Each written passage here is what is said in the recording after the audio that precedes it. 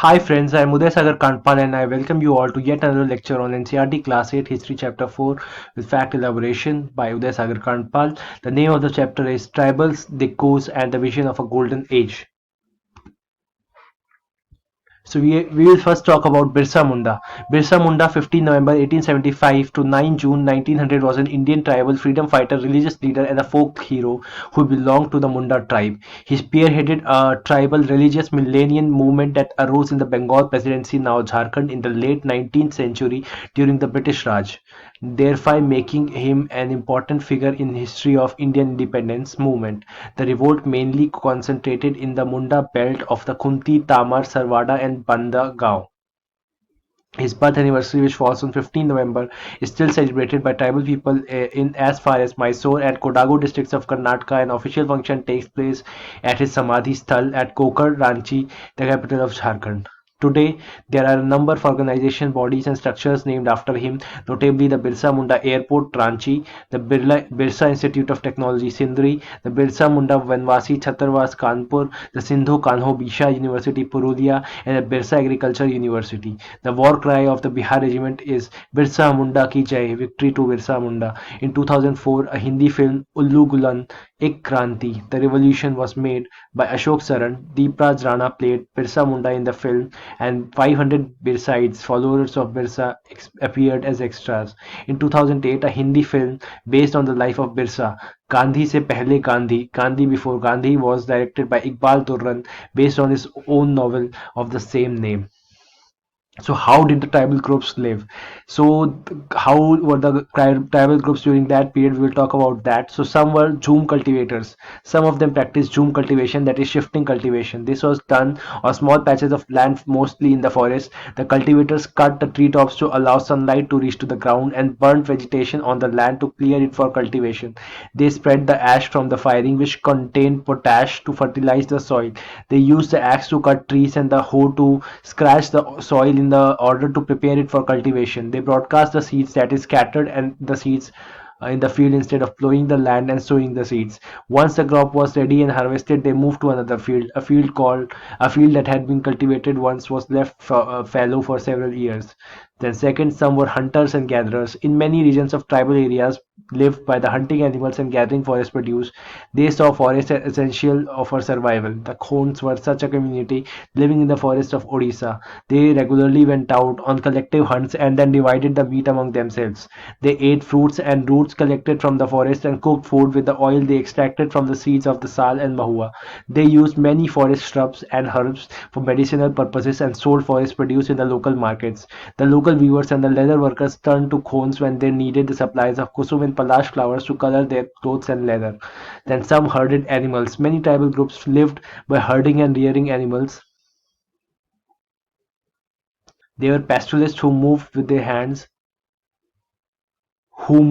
herds of the cattle and sheep according to the seasons. When the grasses one place was exhausted, they moved to another area. The Van Gujars of the Punjab hills and the Lawadis of the Andhra Pradesh were cattle herders. The Gaddis of the Kullu were shepherds, and the Bhakarwals of the Kashmir reared goats. Some took to settle cultivation. Even before the 19th century, many from within the tribal groups had begun settling down and cultivating their fields in one place year after other. Instead of moving from place to place, they began to use the plow and gradually got rights over the land they lived. In many cases, like the Mundas of Chota Nagpur, the land belonged to the clan as a whole. All the members of the clan were regarded as descendants of the or original settlers who had first cleared the land. Therefore, all of the land had rights on the land. Very often, some people within the clan acquired more power than others. Some became chiefs and other followers. Powerful men often rented out their land instead of cultivating it themselves. Tribal groups often needed to buy and sell in order to be able to get the goods that were not produced within the locality. This led to their dependence on the traders and moneylenders. Traders came around with the things for sale and sold the goods at higher prices. Moneylenders gave loans with which tribals met their cash needs, adding to what they earned, but the interest charged on the loans was usually very high.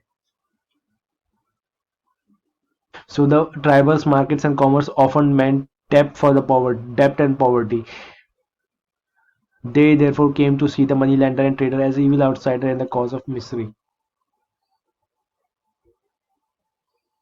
So you can see the location of some tribal groups of India, code C NCERT. Gaddis, Van Gujars, Then there's Bhotia in the Uttarakhand, then Saharia and Bhil in the Rajasthan, then one Gujars in Rathwa in Gujarat, the Banjara in Maharashtra, the Koya Banjara Gonds in the Andhra, the Malla Ilular in Kerala, the Baigas Maria Gonds in the Chhattisgarh, the Baigas Banjara Gonds in Madhya Pradesh, the Santhal Munda Oran in Jharkhand, the Santhal in Bengal, the Paranj, Bond, Kandh, Koi, Saura, Khons in the Odisha, Hajang, Khashi, Naga, Aptari, Apatani, Nishi, and Miti in the northeastern states. You can see all that in the map courtesy NCERT book. So how did the colonial rule affect the tribal lives? What happened to tribal chiefs? Before the arrival of the Britishers, in many areas of the tribal chiefs were important people. They enjoyed a certain amount of economic power and had the right to administer and control their territories. In some places, they had their own police and decided on the local rules of the land and the forest management. Under the British rule, the functions and the powers of the tribal chiefs changed considerably. They were allowed to keep their land titles over a cluster of villages and rent out the lands, but they lost much of their administrative power and were forced to follow the laws made by British officials in India. They also have to pay tribute to the British and disciple the tribal groups on the behalf of British. They lost the authority they had earlier amongst their people and were unable to fulfill their traditional functions. What happened to the shifting cultivators? The British were uncomfortable with the groups who moved about and did not have a fixed income. They wanted the tribal groups to settle down and become peasant cultivators. Settled peasants were easier to control the administrator than the people who were always on the move. The British also wanted a regular revenue source for the state, so they introduced a land settlement. That is, they measured the land, defined the rights of each individual to that land, and fixed revenue demand for the state. Some peasants had declared landowners their other tenants. As you have seen the chapter 2, the tenants were to pay rent to the landowner, who in turn paid revenue to the state. The British effort to settle Jhum cultivators was not very successful. Settled plough cultivation is not easy in the area where water is scarce and the soil is dry. In fact, Jhum cultivators who took plough cultivation often suffered since their fields had not produced good yields. So the Jhum cultivators in the northeast India insisted on continuing with their traditional practice. Facing widespread protest, the British had to ultimately allow them to right to carry on shifting cultivation in some parts of the forest. Forest law and their impact. The life of the tribal people, as we have seen, were directly connected to the forest, so the changes in the forest law had a considerable effect on the tribal lives. The British extended their control over the forest and declared the forest were state property. Some forests were classified as reserved forests, for they produced timber which the British wanted. In these forests, most of people were not allowed to move freely, practice Jhum cultivation, collect fruits, hunt animals.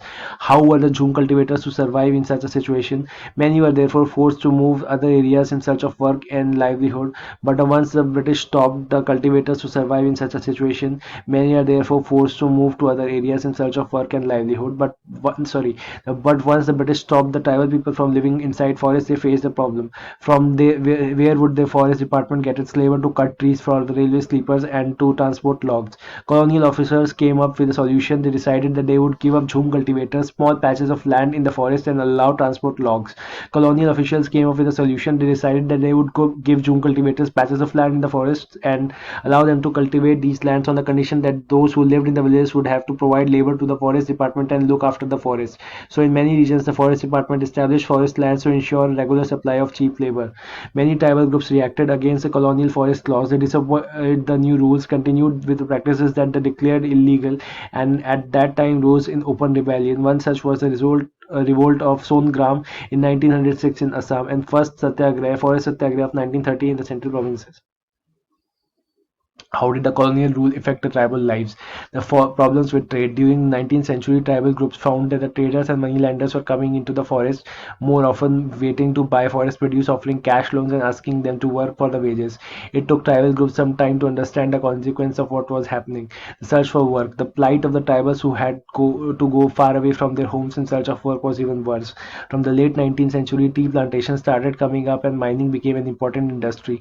Tribals were recruited in the large numbers to work for tea plantations of Assam and the coal mines of Jharkhand. They were recruited through the contractors who paid them miserably low wages and prevented them from returning home. So hope you learned a lot for your competitive exams. Thank you for watching. Bye bye. Have a nice day.